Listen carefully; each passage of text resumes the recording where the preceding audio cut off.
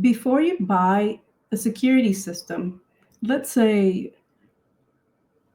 an alarm system, an intrusion system, basically it alerts you or someone that someone has broken into either your home or your business. But my question is always is this really the right product for what you need?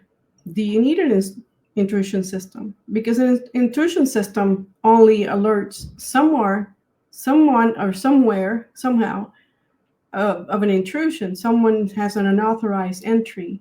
But is this monitored with the use of videos? Do you have, for example, a subscription with a provider that allows you to keep at least up to 2 years of cloud footage, the cloud computing services, so that the footage from your videos, from anything that happens, is kept nice and secure in the cloud for up to 2 years. And 2 years is a good timeline to preserve records, because something may happen. How about you get sued and something happens in your store, your business, and someone sues you, and you have a claim, and you have to go to court and fight it out with someone, maybe trying to extract money from you, and maybe it's fraudulent, maybe it isn't, but at least you'll have evidence that something did take place. But if you don't have, maybe you just have recordings. Like I hear some people say, well, we have cameras, but where the cameras are recording, but who's watching them? Do you have someone dedicated watching this footage? And if you have had the experience like I have, where I've sat in rooms with many monitors, computers, and other tracking systems, doing dispatch and whatnot, and just looking at points on a screen is very tiring. And do you have a dedicated person who's actually trained to look at footage, analyze it quickly, and then issue a response?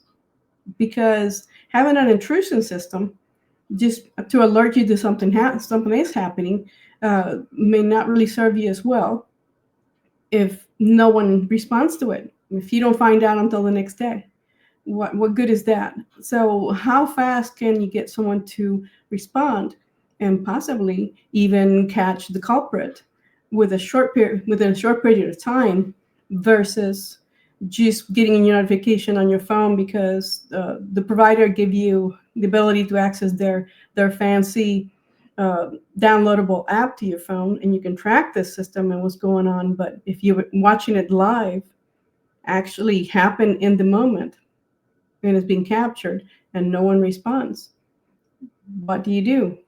Did you get your money's worth? Is this really something that is worth you spending money on?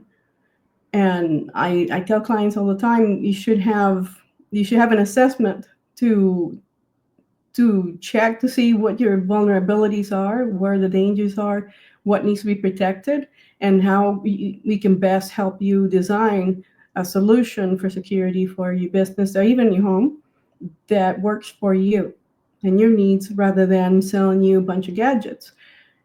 I love gadgets. Most security people love gadgets, but nothing beats having that intuition to go with a security system. So if it has motion sensors, what's the point? If somebody breaks a window, you still have to pay for physical damage to a building or to an establishment. Vandalism is the same thing. Do you want to get a live update of what's going on? But even if you do, I don't recommend someone to just get in their car in the middle of the night to challenge someone who's in the middle of committing a crime, even if it's on the property. That's a 50-50. Me, I probably would if it's a home invasion. But if we're talking about an establishment, you have a store at a strip mall, and it's the middle of the night and it's not well lit. There's some issues with the area. I would not recommend that to be part of your security plan, rather than whatever system you choose to buy and install in your business should actually notify someone who can notify police, or a private security type solution. That way, there's a chain of events. You have the intrusion, you have the event that triggers a response, and a response has to be for either law enforcement or a private security element to be able to step up and be able to investigate what's going on. Uh, while I feel really strongly that I want to protect my own property on a personal level, I sometimes it's best to be able to just capture the information and then be able to provide it to police later. That's another layer. If you don't have if you come back the next morning and you see the damage after the fact, but at least you have a recording and it's clear, and maybe you can see people's faces, and you can maybe hear their voices. You should have sound. So there are a lot of variables involved in in selecting and implementing an intrusion system, and not just an alarm. It should be more than just an alarm. And like I said, I just can't say it enough times. Someone has to be able to analyze the footage, and that's not a one person job, by the way.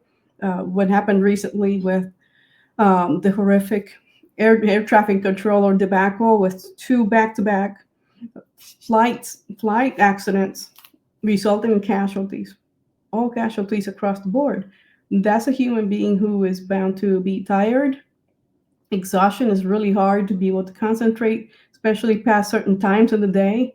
Having worked in these environments myself, anything past 8 p.m., I'm not trying to make light of it, but really is. Our brains really just not.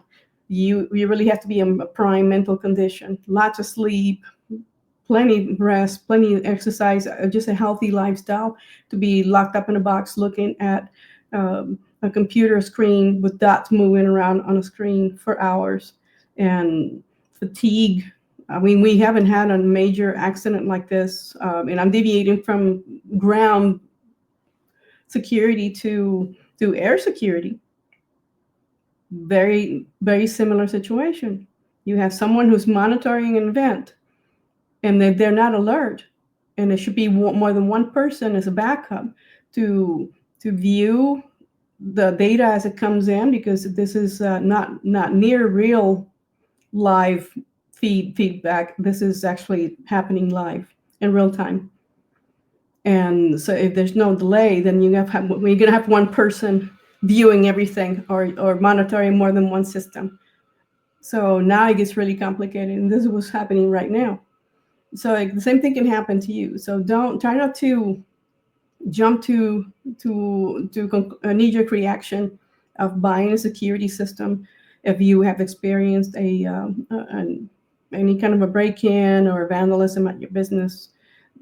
You should sit down with someone who can actually analyze exactly what you need, how much, and actually, if they don't ask you about budget, they're wrong, because security measures can be tailored to everyone's needs. It could be really low tech to start with, and then build up and upgrade to bigger and better things, more gadgetry. But it's how smart we are in approaching the implementation of these systems.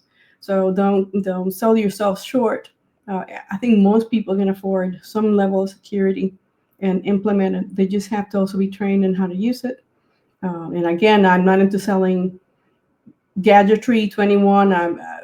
Between us and any other security professional, we can talk about the many uses we can have for this technology and that technology, which is great. It's great talk, but when it comes down to advising someone, you don't want someone to sell you like just basically the snake oil. Do you need the oil, or do you need something else? Do you need an alarm motion sensor that just makes noise? It just evaporates into the universe, and no one reacts until the next, when you get to your business, that's when you find out. So, and by the way, all the technologies must speak to each other. They should be compatible. It shouldn't be, if you have an old computer systems, and then you have CCTV. I like CCTV, but like I said, someone has to be monitoring. You cannot mom and pop security. You really can't, because all you're really doing is giving yourself a false sense of security that we bought the gadgetry, We did the do-it-yourself installation, which is fine, but how much of that energy are you willing to put into security? Because you, at some point, you will be experience fatigue. How much of this video do I have to watch? Nothing's happening. So how we use the technology and how we think towards the technology are the two factors that I want to leave with you today. Don't wait for something to happen, but when it does happen, you have to be able to approach the problem with a calm mind and be more intuitive. And if it's not intuitive, then you should have a professional sit down with you and discuss what it is you need. And again, ask how much you're willing to let go money wise. And then there are options out there. You don't have to buy a bundle like you do cable, TV, and phone, because I don't. I buy what I want and what I need. Security should be the exact same thing. It's tailored to every need. Just consider that. Don't forget to like, share, and subscribe. That will help me out a lot. I appreciate you being here. See you next time.